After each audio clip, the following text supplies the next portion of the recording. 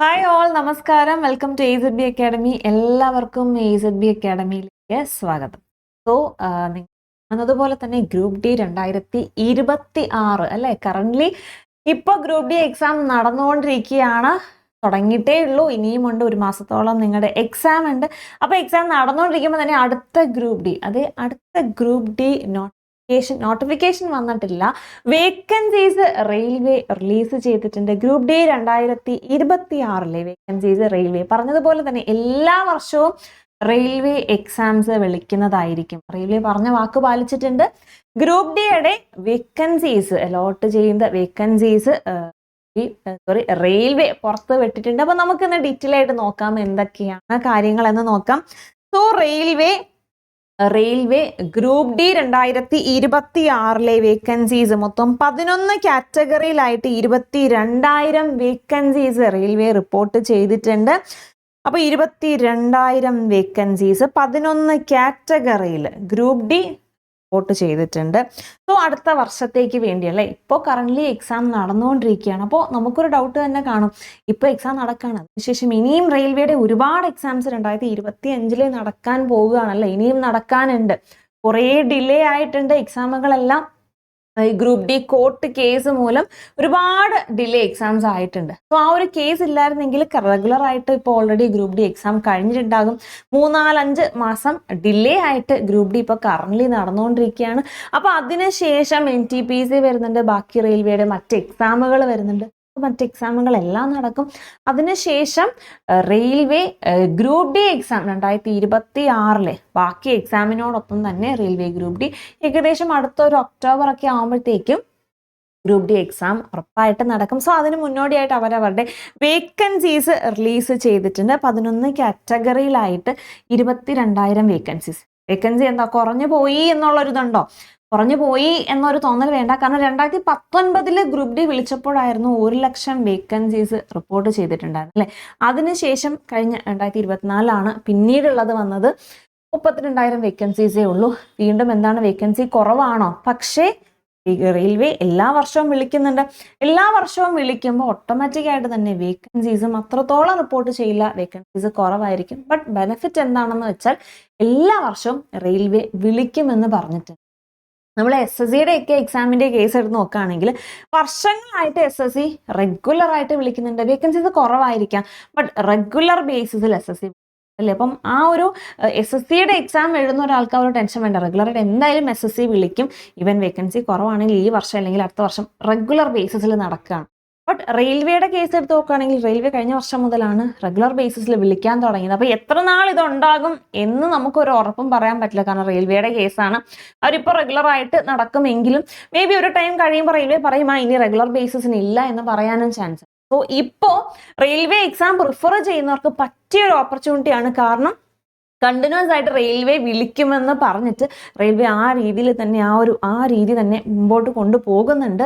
So അവരെപ്പം stop ചെയ്യുന്നുള്ളത് നമുക്ക് പറയാൻ പറ്റില്ല. SSCയുടെ കേസ് പോലെ അല്ല റെയിൽവേയുടെ കേസ്, കറന്റ്ലി അവർ വിളിക്കുന്നുണ്ട്. അപ്പോൾ ഇപ്പോൾ അറ്റൻഡ് ചെയ്യാനുള്ളവർ നല്ല രീതിയിൽ പ്രിപ്പറേഷൻ, എക്സാം നോട്ടിഫിക്കേഷൻ വന്നിട്ട് പഠിക്കാനിരിക്കാതെ നല്ല രീതിയിൽ നിങ്ങളുടെ പ്രിപ്പറേഷൻസ് മുന്നോട്ട് കൊണ്ടുപോവുക. സോ എങ്കിലും മാത്രമേ നമ്മൾ പ്രതീക്ഷിക്കുന്ന കണക്ക് നമുക്ക് ജോലി കിട്ടുള്ളൂ. നോട്ടിഫിക്കേഷൻ വന്നതിന് ശേഷം പഠിക്കാനിരിക്കരുത്. കാരണം കലണ്ടർ റെയിൽവേ ഒരു വർഷവും ഇല്ലാത്തതുപോലെ ഈ വർഷം SSC ഇറക്കുന്നതിന് മുൻപ് തന്നെ റെയിൽവേയുടെ ആനുവൽ കലണ്ടർ റിലീസ് ചെയ്തിട്ടുണ്ട്. വിശ്വസിക്കാൻ പറ്റുമോ? റെയിൽവേ അവരുടെ ആനുവൽ കലണ്ടർ റിലീസ് ചെയ്തു. അതും SSCക്ക് മുന്നോടിയായിട്ട് റിലീസ് ചെയ്തിട്ടുണ്ട്. എല്ലാ ഇതും ഉൾപ്പെടുത്തി റെയിൽവേ ആനുവൽ കലണ്ടർ 2026 ആനുവൽ കലണ്ടറാണ് റിലീസ് ചെയ്തത്. അപ്പോൾ ഇപ്പോൾ ഒരു പറ്റിയ ടൈമാണ് റെയിൽവേ എക്സാംസ് നോക്കുന്നവർക്ക് വേണ്ടിയിട്ട്. സോ നിങ്ങളുടെ പ്രിപ്പറേഷൻ ആ ഒരു എക്സാം കലണ്ടർ നോക്കി പ്രിപ്പറേഷൻ ഒന്ന് മുന്നോട്ട് കൂട്ടി നല്ല രീതിയിൽ പ്രിപ്പയർ ചെയ്യാൻ. നോട്ടിഫിക്കേഷൻ വന്നിട്ട് പഠിക്കാൻ നിൽക്കരുത്. സമയം കാണില്ല. നോട്ടിഫിക്കേഷൻ വന്നിട്ട് പഠിക്കാൻ നിന്ന് കഴിഞ്ഞാൽ ടൈം കാണില്ല. കാരണം ഇപ്പൊ ഇത്രയും ഡിലേ ആയത് റെയിൽവേയുടെ ഭാഗത്തു നിന്നുള്ള ഡിലേ അല്ല, ആ ഒരു കേസ് ഇഷ്യൂസ് ഒക്കെ വന്നതുകൊണ്ടാണ് ഈ എക്സാം 4-5 മാസം ഡിലേ ആയത്. സോ ഇനി എന്തായാലും റെഗുലർ ആയിട്ട് നല്ല രീതിയിൽ മറ്റ് ഇഷ്യൂസ് ഒന്നും ഇല്ലാതെ തന്നെ റെയിൽവേ എക്സാംസ് കണ്ടിന്യൂ ചെയ്യും. അപ്പോൾ ഡിലേ ഒന്നും കാണില്ല. സോ നിങ്ങൾ നിങ്ങളുടെ ഭാഗം ക്ലിയർ ആക്കുക, നല്ല രീതിയിൽ പ്രിപ്പയർ ചെയ്യുക. കാരണം നമുക്കറിയാം TCS ആണ് റെയിൽവേയുടെ എക്സാംസ് നടത്തുന്നത്.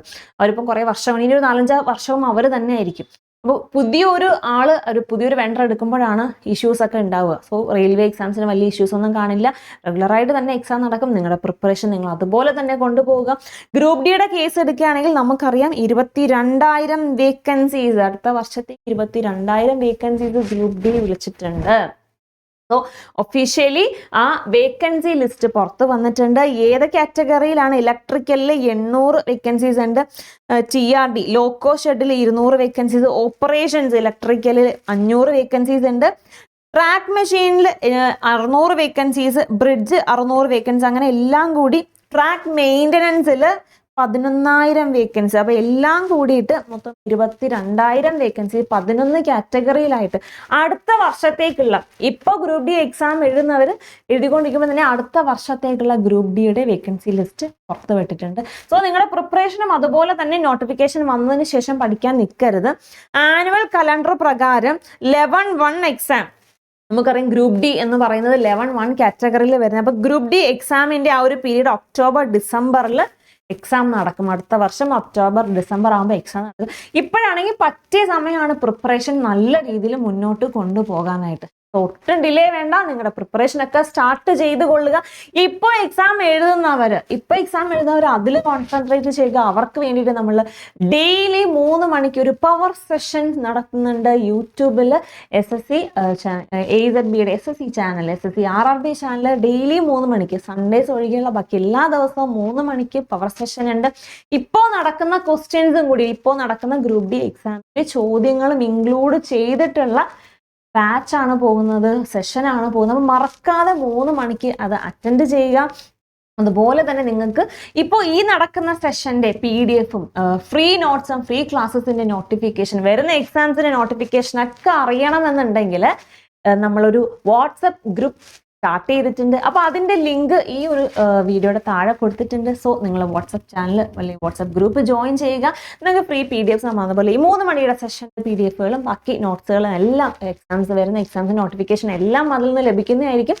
സോ മറക്കാതെ നമ്മുടെ വാട്സപ്പ് ചാനൽ ഗ്രൂപ്പ് ജോയിൻ ചെയ്യുക. ഇനി അതെല്ലാം കഴിഞ്ഞിട്ട് അടുത്ത റെയിൽവേ എക്സാംസിന് വേണ്ടി പ്രിപ്പയർ ചെയ്യണം അല്ലേ. ഇനി വരാൻ പോകുന്നത് ഗ്രൂപ്പ് ഡി കഴിഞ്ഞാൽ NTPC ആണ്. 2025 NTPC എക്സാം വരാൻ പോവാണ്. അപ്പോൾ അതിൻ്റെ പ്രിപ്പറേഷനും, ഒരു എക്സാം കഴിഞ്ഞാൽ വെയിറ്റ് ചെയ്യരുത്, അടുത്ത എക്സാമിൻ്റെ പ്രിപ്പറേഷൻ ഒട്ടായിട്ട് സ്റ്റാർട്ട് ചെയ്യുക. നിൽക്കരുത്, ഓടിക്കൊണ്ടിരിക്കുക, എവിടെയെങ്കിലും കറക്റ്റായിട്ട് ചെന്ന് തീരും. സോ സ്റ്റോപ്പ് ചെയ്യാതെ കൺസിസ്റ്റൻ്റ് ആയിട്ട് ഒരു ബ്രേക്ക് വരാതെ നിങ്ങൾ മുമ്പോട്ട് പോവുക. അപ്പോൾ അതിന് വേണ്ടിയിട്ട് റെയിൽവേയുടെ NTPC ബാച്ച് നമ്മൾ സ്റ്റാർട്ട് ചെയ്തിട്ടുണ്ട്. അപ്പോൾ ബാച്ച് ജോയിൻ ചെയ്യുക. ഇനി എന്തെങ്കിലും ഡൗട്ട് കാര്യങ്ങളൊക്കെ ഉണ്ടെന്നുണ്ടെങ്കിൽ ഇതോടൊപ്പമുള്ള ഒരു ഗൂഗിൾ ഷീറ്റിൽ നിങ്ങളുടെ ഡൗട്ടുകളും ക്വയറീസും ഒക്കെ ചോദിക്കുക.